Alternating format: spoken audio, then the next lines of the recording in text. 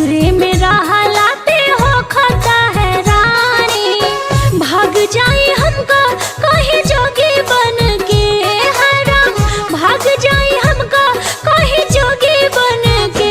बड़ रोआवे हमके बलमा परदेसी बन के, है सतावे हमके बलमा परदेसी बन के।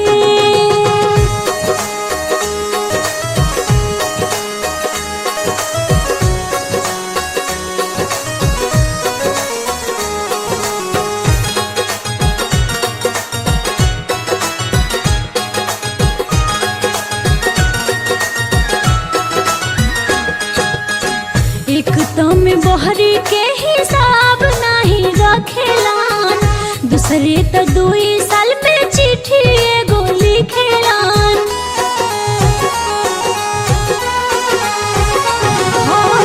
एक तम बहरी के हिसाब नहीं रखेलान, दूसरे में 2 साल पे चिट्ठी एगो लिखेलान। बड़ी पछतात